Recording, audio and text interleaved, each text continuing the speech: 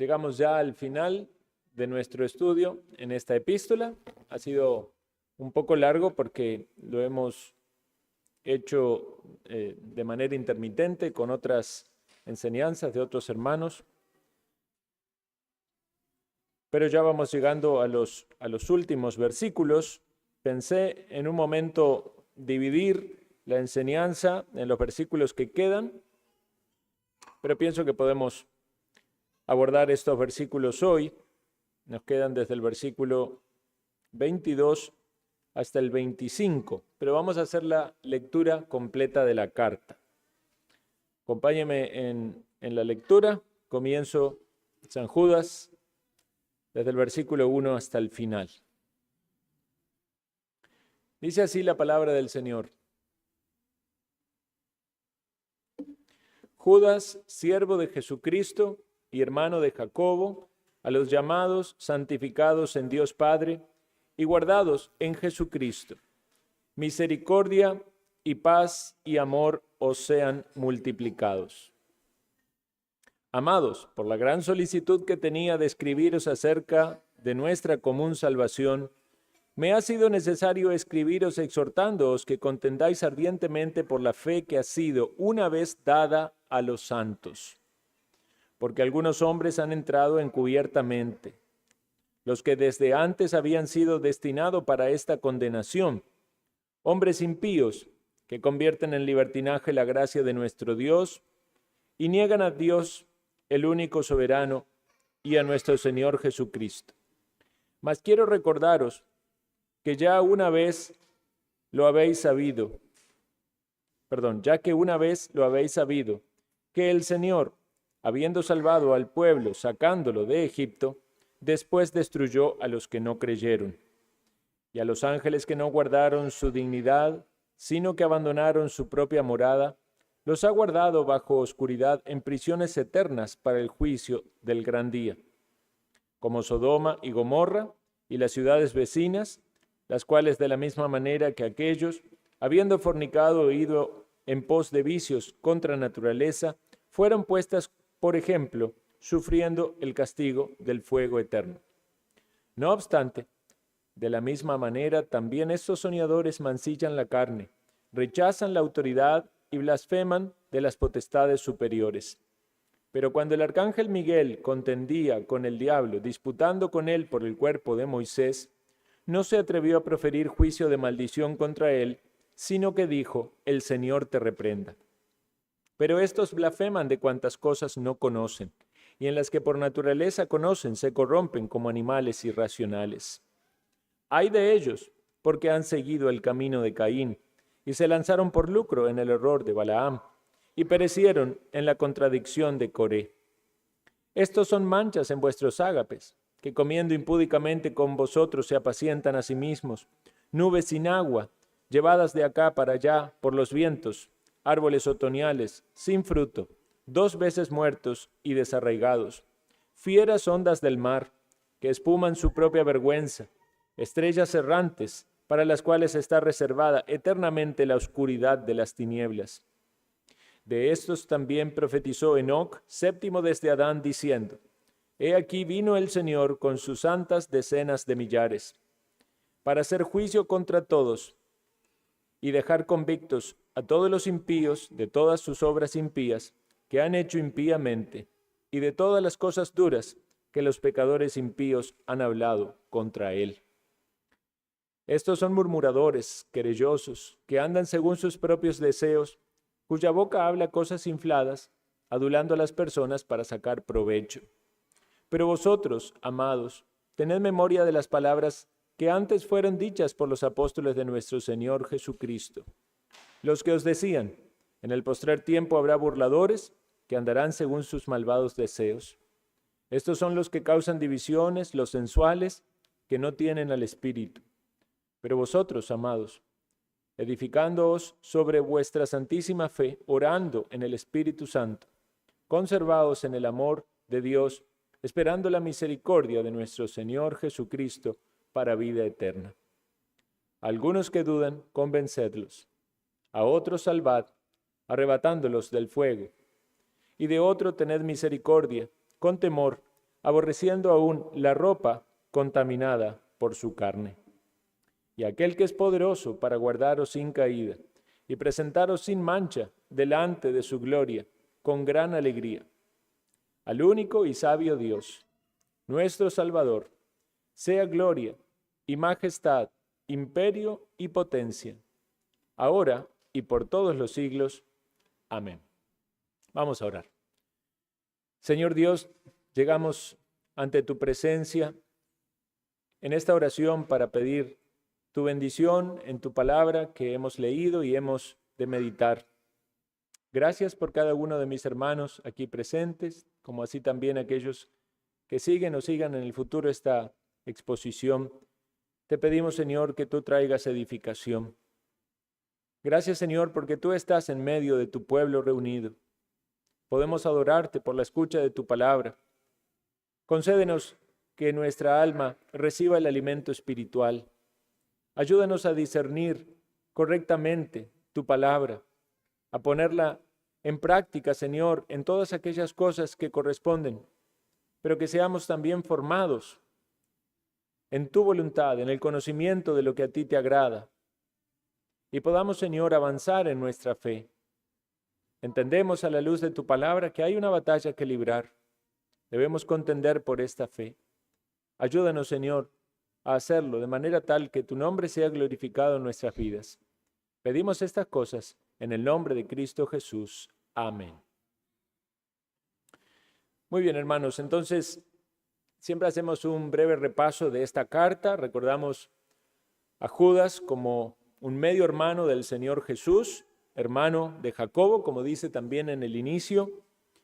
Una persona que no se convirtió hasta tiempo después de la resurrección del Señor, sin embargo tuvo un rol protagónico en la iglesia primitiva, especialmente en la enseñanza. Ese hombre escribe esta carta a un público principalmente judío y tiene un tema en particular. Claramente salta a la luz que ese tema son los falsos maestros, pero englobado en esta responsabilidad del creyente de batallar ardientemente o contender ardientemente por la fe. Hemos repetido varias veces que toda la carta no toca el tema de las doctrinas heréticas de los falsos maestros, sino más bien una descripción de su conducta. Estos hombres, como hemos visto, son engañadores, andan en su inmoralidad, tienen afectos pecaminosos, el interés económico y muchas otras características que ponen en evidencia que no son verdaderos creyentes. Y ellos van a procurar arrastrar a muchas personas con sus enseñanzas, pero la manera de identificarlo no es solamente acerca de la falsedad de sus enseñanzas, lo cual es tocado en muchas otras partes de la Escritura, sino también al observar sus vidas y su testimonio que no es consecuente con la fe.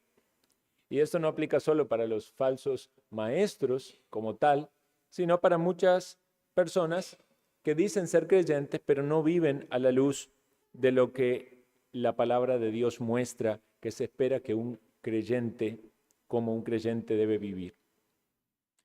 Toda la carta entonces se enfoca en esa temática, en la descripción de estos falsos maestros. Al finalizar la carta, hay exhortaciones propias para los hermanos, de hacer memoria de las palabras de los apóstoles, confirmando de que esto es algo muy importante y actual. Era actual en ese momento y lo es ahora.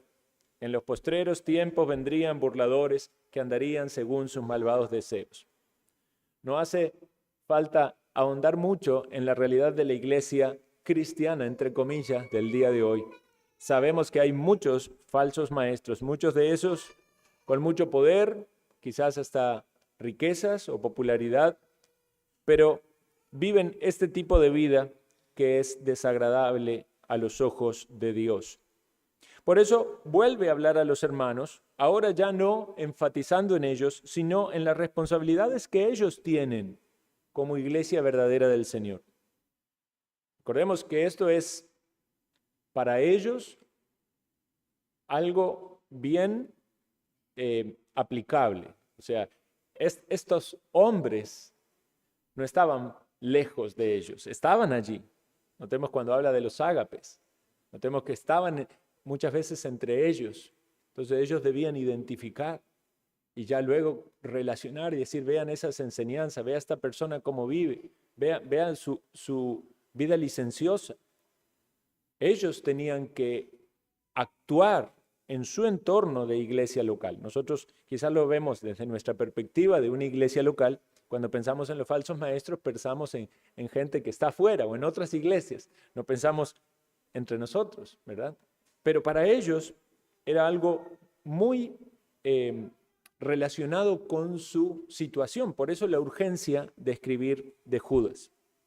Pero también hay cuestiones que ellos podían aplicar. Dice el versículo 20, vosotros, amados, edificando sobre vuestra santísima fe, orando en el Espíritu Santo, conservaos en el amor de Dios, esperando la misericordia de nuestro Señor Jesucristo.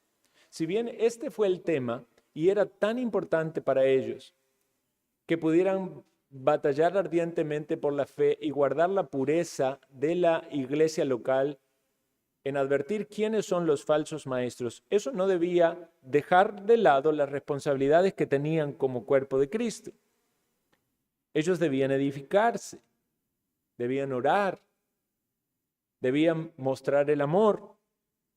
Y hablamos de estas cosas ya en el sermón pasado, y esas son cosas bien puntuales que también podemos poner en práctica en nuestra vida personal, en nuestra vida de iglesia.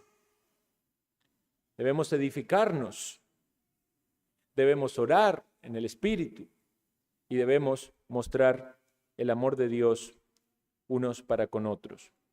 Pero llegamos entonces al versículo 22 y aparecen allí otras aplicaciones propias de la carta. Dice, a los que dudan, convencedlos. Y el versículo 23, a otros salvad, arrebatándolos del fuego, y de otros tened misericordia con temor, aborreciendo aún la ropa contaminada por su carne. Entonces vemos aquí un grupo de personas específico a los que se va mencionando. Algunos encuentran en estos dos versículos 3 grupos, otros encuentran 2.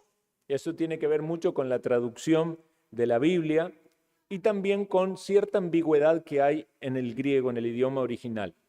Nuestra lectura de Reina Valera nos hace pensar en 3 grupos, porque habla en el versículo 22 de los que dudan, en el versículo 23 dice, algunos salvad, arrebatándolos del fuego, y luego dice, y de otros tened misericordia. Entonces pareciera ser que encontramos allí 3 grupos.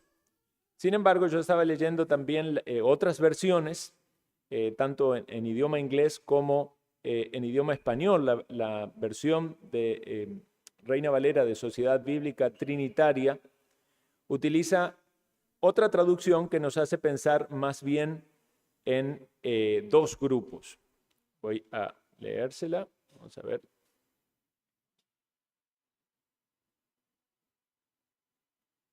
Si la encuentro.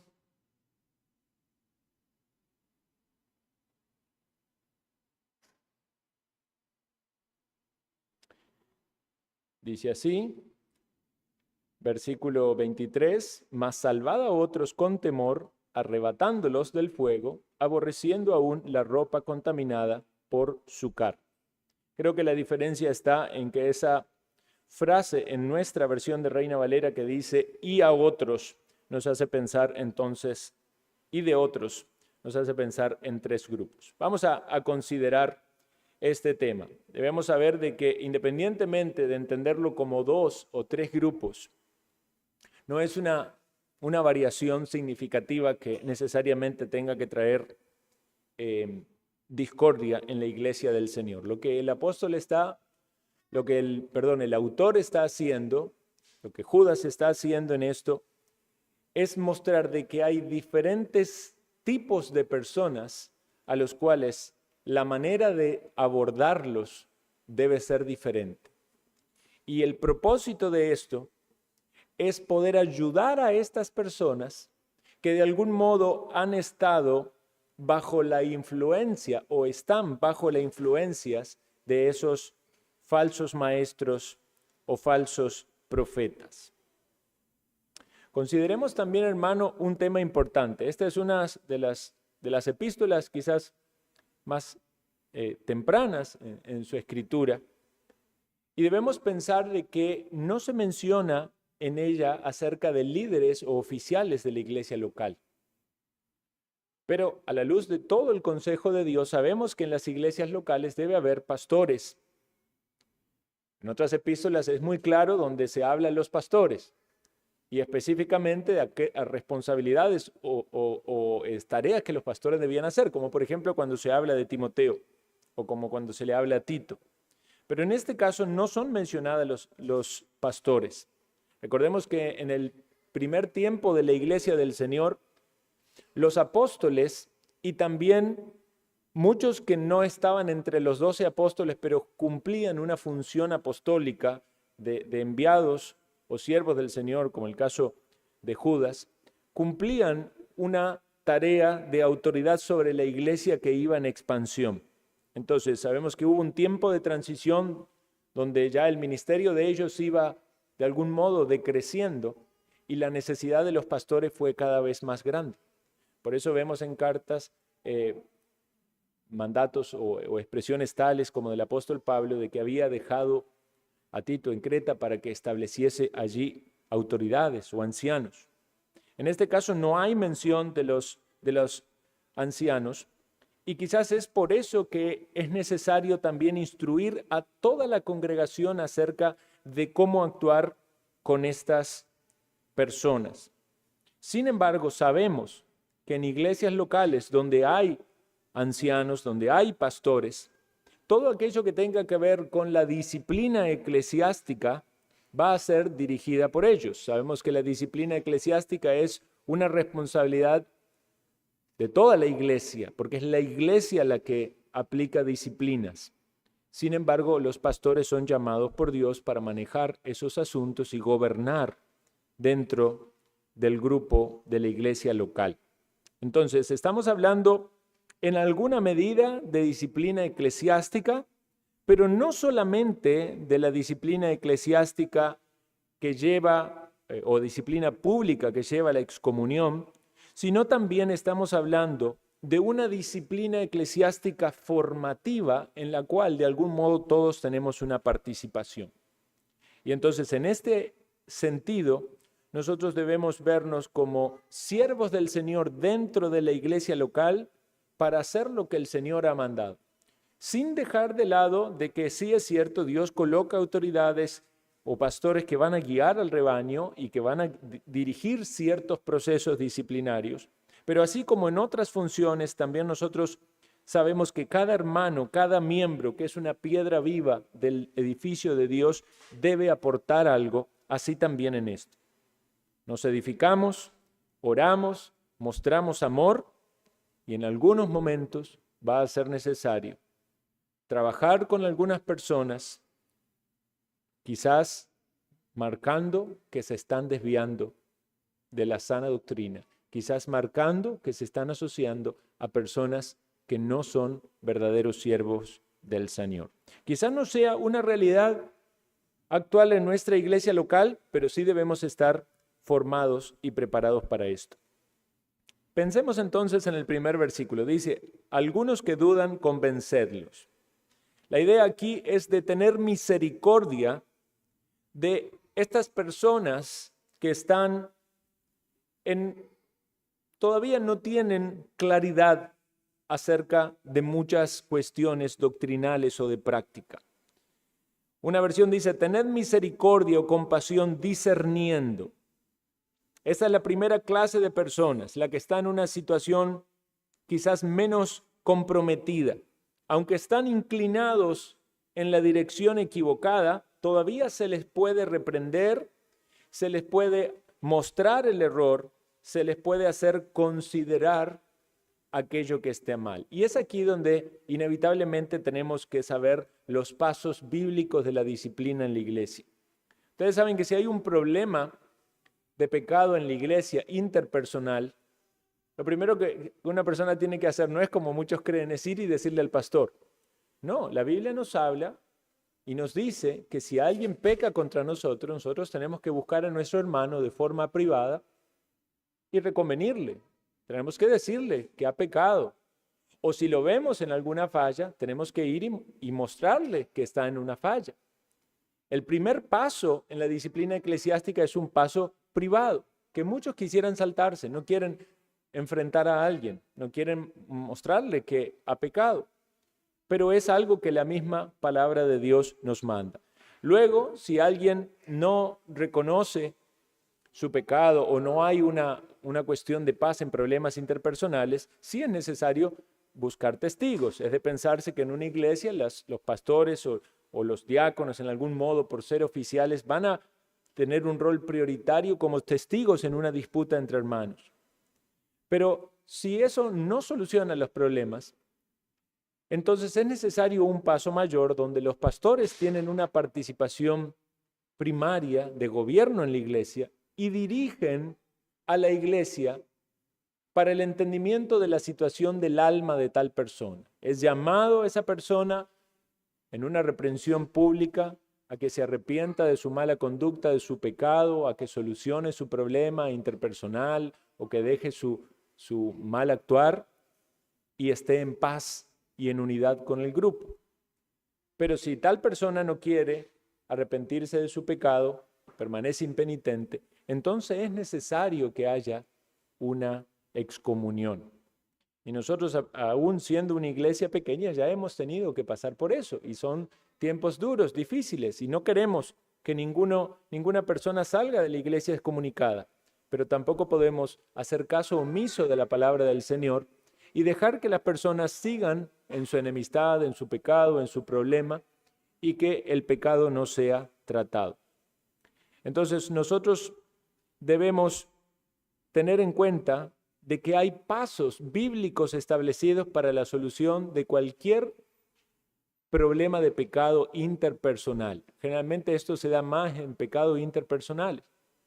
A veces pasa cuando hay pecados escandalosos donde el afectado o la afectada no es alguien, digamos, de la iglesia local, simplemente que alguien es descubierto, digamos, en un pecado escandaloso secreto. Cuando eso salta a la luz, entonces se trata ya directamente pastoralmente y se lleva a la iglesia y generalmente es un caso de excomunión. Pero cuando hay pequeños conflictos, diferencias entre hermanos, entonces es necesario que todos esos pasos se den, la charla personal, la confrontación, luego con testigos y finalmente, si es necesario, una solución de manera pública con toda la iglesia. Ahora, en este caso, el texto nos dice, a los que dudan, convencerlos. Si usted encuentra personas en nuestra iglesia, puede ser quizás no miembros, porque entendemos que los que son miembros ya han tenido cierto entendimiento doctrinal, han llegado a ciertas convicciones, tienen un compromiso público y claro de su responsabilidad y de cómo deben actuar. Pero quizás personas que vienen a nuestra iglesia, puede ser que usted encuentre entre ellos algunos que están siendo seducidos por falsos maestros, que escuchan allí en las radios populares de estos muchos pastores que muchos están enseñando herejía, o que están siendo influenciados por algunos de estos líderes que tienen una manera licenciosa de actuar. Y entonces es ahí donde la iglesia del Señor tiene que tener un actuar para poder convencer a estas personas. Pero necesitamos la sabiduría del Señor para hacerlo, como dice el texto, o por lo menos lo dice una versión, con misericordia. ¿Por qué? Porque no es la misma manera de tratar y de actuar con todos. Hay una diferencia, hay una distinción respecto de estas personas. Noten que el texto que se usa, en el versículo siguiente, la palabra que se usa es salvar. A ver, todos entendemos que esto no se refiere a la salvación en el sentido de que salvamos a alguien. La salvación es de Dios, ¿verdad? Y es por gracia, es una obra de gracia de Dios por medio de la fe. O sea, nosotros no podemos salvar a nadie. Pero entendido en su contexto, estamos queriendo socorrer o ayudar a estas personas que están siendo seducidos por algún tipo de error. Debemos hacer un esfuerzo por salvar las almas, aún a los pecadores. Nuestro esfuerzo es por ganarlas, ¿verdad? En un sentido podemos usar la palabra por salvarlas si entendemos que no somos más que instrumentos en las manos de Dios.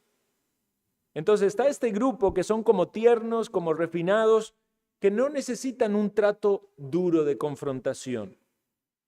Ellos necesitan que actuemos con misericordia, porque si vamos con dureza y con confrontación, como deberíamos hacer con otro grupo, posiblemente vamos a herirlos, no vamos a mostrar la misericordia del Señor y no vamos a poder lograr el objetivo de guiarlos a la verdad. Alguien que entendía muy bien esto era el apóstol Pablo, porque él hablaba de cómo se adaptaba a las personas sin comprometer el mensaje del evangelio. Dice en 1 Corintios 9:19, por lo cual, siendo libre de todos, me he hecho siervo de todos para ganar a mayor número. Me he hecho a los judíos como judíos para ganar a los judíos. A los que están sujetos a la ley, aunque yo no esté sujeto a la ley, como sujeto a la ley, para ganar a los que están sujetos a la ley.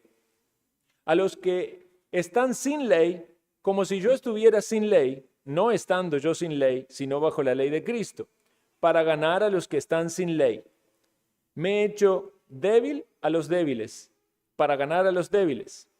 A todo me he hecho de todo, para que de todos modos salve a algunos. Vean, el apóstol Pablo no piensa que él es salvador de nadie, ¿verdad? Pero él utiliza la palabra de salvar a algunos en este sentido, de poder ayudarles a esta persona según su condición y su lucha o deficiencia a salir de la oscuridad y a venir a la salvación que es en Cristo. La idea es, hermanos, que con estas personas que están todavía en cierto grado de oscuridad en un sentido y de claridad en otro, que están dudando si seguir al Señor, o quizás son creyentes pero están dudando acerca de la doctrina, están dudando acerca de la práctica. Debemos tratarlos con suavidad. Debemos reprenderlos o amonestarlos con dulzura, porque este grupo es un grupo que todavía no ha llegado a un punto de involucramiento en el mal como para recibir una dura reprensión. Esta es la idea que se nos está planteando aquí en estos textos, y esta es la diferencia entre este primer grupo y el grupo siguiente. Hay dos clases de ofensores o hermanos extraviados que pueden ser restaurados y deberían serlo, pero deben ser tratados de manera diferente, de manera adecuada respecto a sus circunstancias y a sus condiciones. Los primeros se van a desalentar si se les confronta con dureza y deben ser tratados con ternura y con compasión. A los segundos es necesario tratar con fuerza. Y detrás de eso está la idea de que puedan ser salvos. Y en ese extremo pudiera aplicarse aún también la disciplina eclesiástica, porque ¿saben ustedes que muchas veces la disciplina eclesiástica es el instrumento para la salvación de una persona? No sé cuántos recuerdan aquí cuando vino el pastor Justin Miller, y él compartió eso, que su hijo, que manifestaba ser un creyente, estaba en la iglesia, él ya había sido bautizado, era miembro de la iglesia, pero de pronto empezó una relación de noviazgo que con una inconversa, que no era una relación aprobada bíblicamente, ni con el acuerdo de sus padres. Entonces, no solamente se le marcó el pecado, sino que él permanecía obstinado y finalmente él fue excomunicado de la iglesia. Qué duro para un padre, ¿verdad? Siendo el pastor de la iglesia y tener que también actuar juntamente con la iglesia en la excomunicación de la iglesia. Pero 2 años después, el hijo dio testimonio de que en medio de esa disciplina eclesiástica él verdaderamente se convirtió. y reconoció su pecado, reconoció que no era verdadero creyente y volvió a la iglesia, ¿verdad? Y fue restaurado, porque el Señor es misericordioso, ¿verdad? Pero si no hubiera sido en la instrumentalidad de la disciplina eclesiástica, él posiblemente habría permanecido en la iglesia y en su pecado y engañado pensando de que tenía salvación.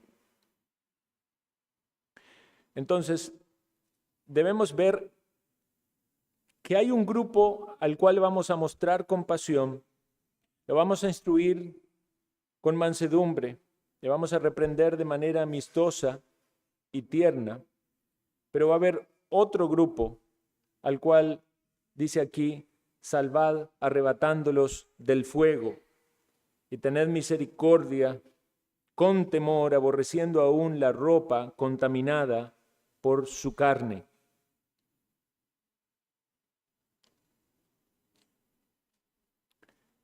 Estas son instrucciones para aquellos que están en una condición peor.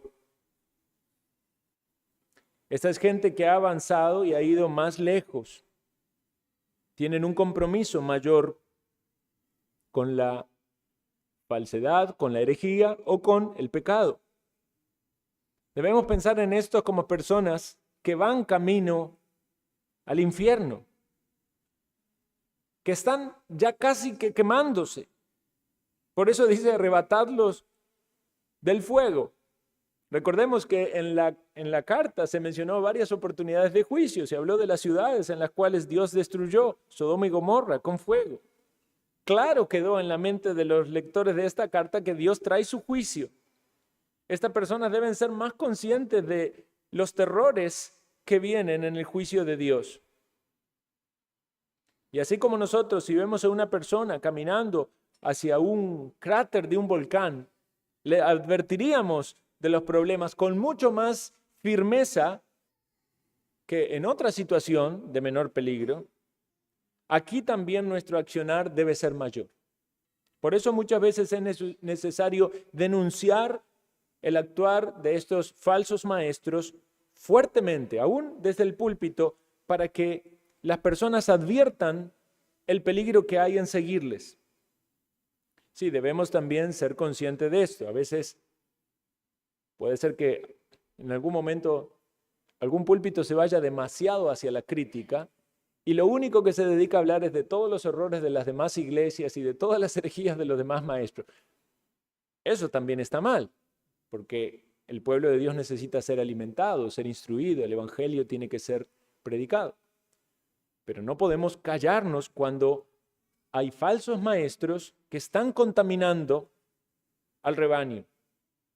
Y entonces debe ser expuesta la herejía, como muchas veces el mismo apóstol Pablo lo hizo, mencionando algunos que se habían apartado de la verdad o aquellos grupos que estaban profiriendo doctrinas equivocadas. Notemos que el interés detrás del autor de la carta no es que solamente hablemos mal de ellos y los condenemos. No, al contrario, está diciendo debemos salvar arrebatándolos del fuego. ¿Pero a quién se está refiriendo? ¿Se está refiriendo a aquellos que claramente están en la apostasía? ¿O se está refiriendo a grupos de personas que están allí en la iglesia y están siendo influenciados por el error?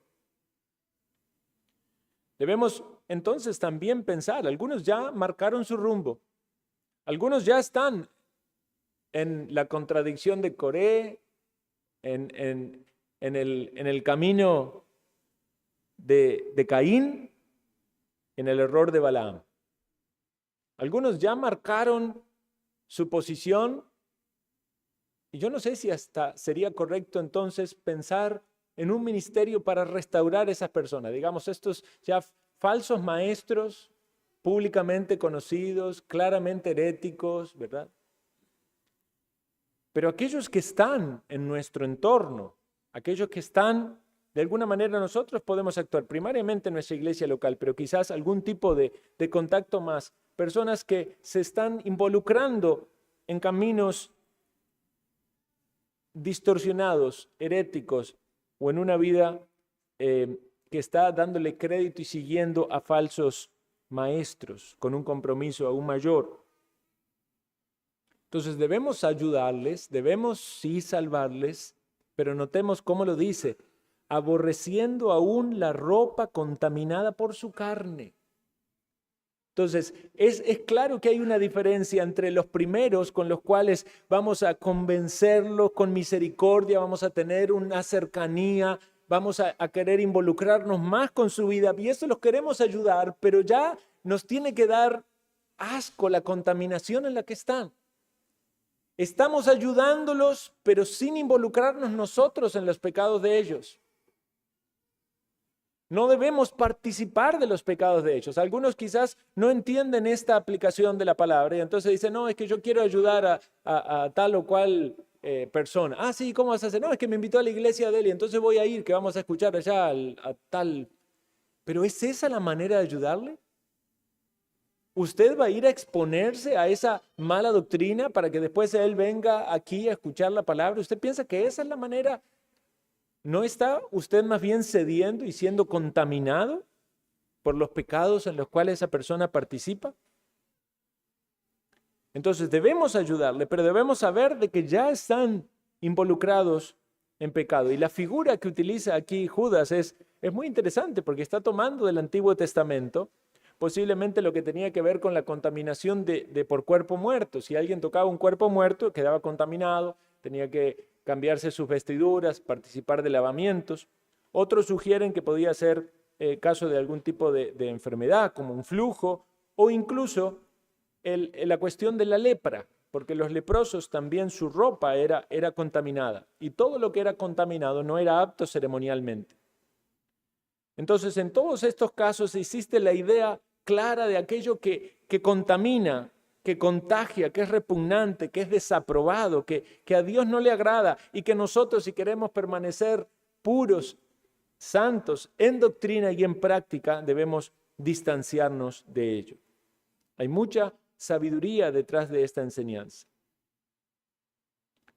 Mientras nos esforzamos por salvar al pecador, debemos aborrecer sus pecados y no participar en ellos. Al acercarnos a algunas clases de pecadores es necesario tener tanto cuidado para evitar ser contaminados por ellos. Esto también pasa mucho con un tipo de evangelismo que hay en la cultura, que es para ser culturalmente friendly o amigable, ¿verdad? Entonces se traspasan las líneas de lo que es correcto. O se mundanaliza la iglesia, o el cristiano se mete demasiado en el mundo y va ahí a fiestas y a bailes y cosas porque quiere salvar a alguno. ¿Es eso correcto? O más bien debe haber una separación y una distancia. Aunque queremos sacar a esas personas de sus pecados y traerlos a Cristo, no vamos a participar con ellos. Entonces, a la luz de la gravedad de que estas personas caen en estos actos y que tropiezan en cosas terribles, algunos no van a llegar a la salvación, pero vamos a hacer todo nuestro esfuerzo por presentarles el Evangelio. Familiares, amigos, conocidos, personas que llegan a la iglesia. A veces vemos gente que viene a la iglesia, al poco tiempo se van. Cuando usted después le pregunta, ¿y por qué no vino más? ¿De dónde está? No, estoy allá en una iglesia. ¿Y qué iglesia es? No, es la iglesia de la pastora tal o del apóstol tal. Pues si estuvo tanto tiempo en nuestra iglesia y no entendió que no hay pastoras bíblicamente, que los apóstoles ya cesaron, no entendió la doctrina. ¿Será que no es un verdadero creyente? Pero nosotros tenemos una responsabilidad de ministrarles, porque hay gente que se va y luego podemos decir, quizás no tuvimos la suficiente intencionalidad en acercarnos, en conocer lo que creía, en tratar de aportar para resolver sus dudas. Quizás había dudas doctrinales, quizás había problemas de aplicación, de práctica. Entonces, a la luz de todo esto, hermanos, lo que acabamos de leer es bien práctico, nos debe hacer pensar no solo en cuidarnos nosotros de la doctrina, del error o de la falsedad de los falsos maestros, falsos profetas, sino también en velar hacia alrededor y en ayudar a los que están en dudas incluso aquellos que están aún más involucrados en el error, como si pudiéramos sacarlos del fuego, siempre teniendo en cuenta de que es el poder de Dios y debemos orar por eso, para ver fruto. Una hermana de la iglesia creo que es de Los Lagos, una hermana cubana que me contaba que ella había estado en los testigos de Jehová y que el Señor la salvó. Pero si usted escucha el testimonio de ella, va a encontrar de que allí hubo personas, cada uno tuvo un aporte. Contaba primero quién le había hecho estudiar algunos temas, después otros que le había dado un curso, otros libros que leyó. Entonces hubo personas que se dispusieron para trabajar de algún modo y acercar a esa persona a la verdad y a la cruz de Cristo. Entonces, hay muchas personas en nuestro entorno que están o en religiones falsas, o en sectas, o en iglesias con errores doctrinales. Y debemos pensar en ellos para evangelizarlos y para traerles la verdad. Y hay otros que pueden estar aún en nuestra propia iglesia y que necesitan ser instruidos y enseñados. Ahora, teniendo en consideración lo que acabamos de decir y todo lo que ha sido enseñado en esta carta, lo que Judas quiere es que nosotros recordemos que aunque hay tantas cosas negativas, podríamos decir, porque hay falsos maestros, porque hay herejías, porque hay, dificultades en la iglesia, pero lo que él quiere es que recordemos que Dios nos puede guardar. Porque en medio de todo eso podemos hasta perder la esperanza o la confianza y podemos pensar, bueno, al final todos se van en el error, todos son falsos maestros, quizás hasta yo también soy un falso creyente, y desanimarse aún ustedes en sus luchas, en sus pecados, y pensar que entonces ya no son aptos para la vida cristiana o para la fe. Pero vean cómo termina la carta.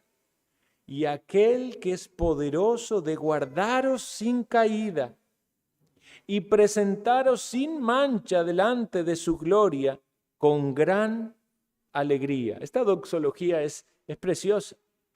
Todas son preciosas, pero esa nos llena de gozo y de ánimo de pensar, Dios nos guarda, hermanos, y Dios nos guarda de que no caigamos, de no caigamos no solamente en errores doctrinales o en herejías, sino que nos guarde también de caer en pecados. Ahora sabemos que pecamos a diario, pero Dios nos guarda de que caigamos en pecado. Debemos recordar eso. Hay una doctrina que es de la perseverancia de los santos. Dios guarda a su pueblo. Sí, tropezamos en pecado, pero nos lleva una vez más en la restauración por medio del arrepentimiento y de la fe para que sigamos a Cristo. Seguimos en el Evangelio. Seguimos siendo santificados. Seguimos siendo instruidos por el Señor.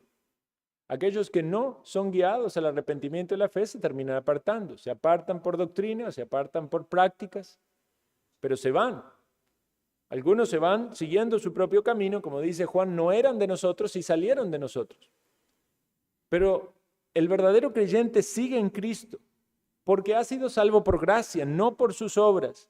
Y porque Dios le ha salvado y le guarda, como dice Cristo, están en mi mano, mis ovejas están en mi mano y en la mano de mi Padre, y tienen vida eterna y no perecerán jamás, ni nadie las arrebatará de mi mano.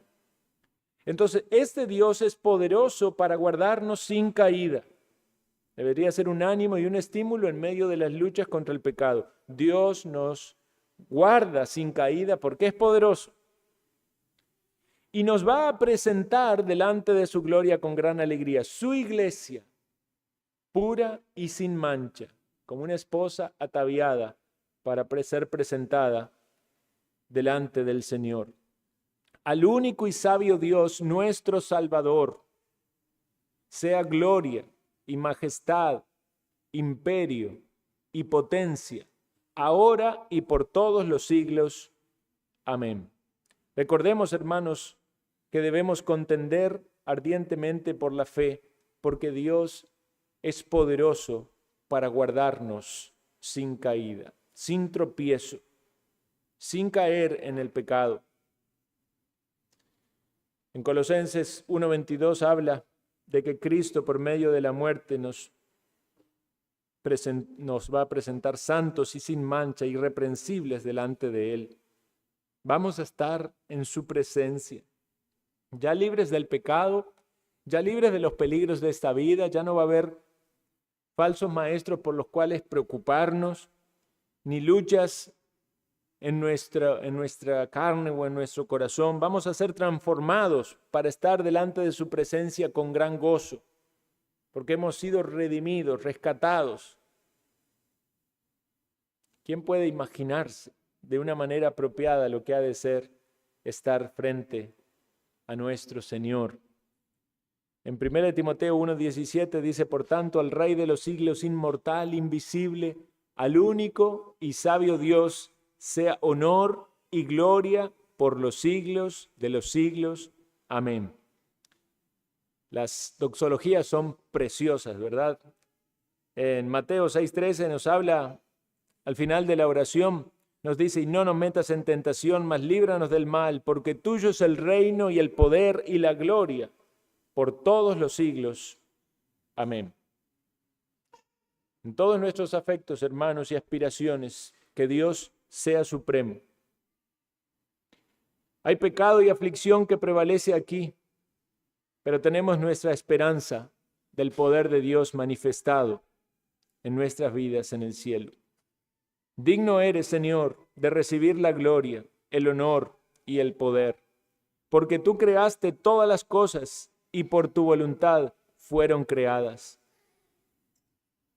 En un momento estaremos frente a su presencia. Ojalá podamos arrojar coronas a sus pies y decir así: aleluya, salvación y gloria y honor y poder al Señor nuestro Dios. Oremos.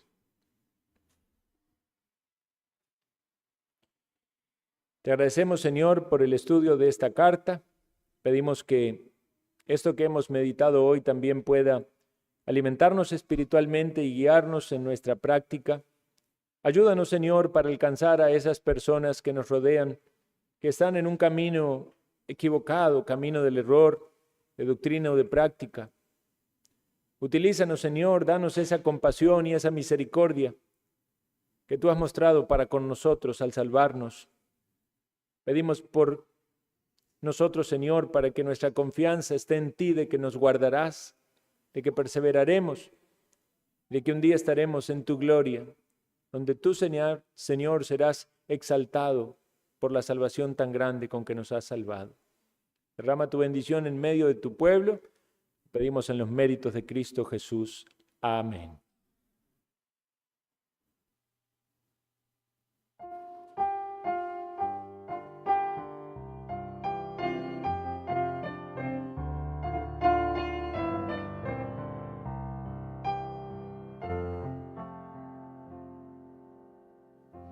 La gracia del Señor sea con todos ustedes.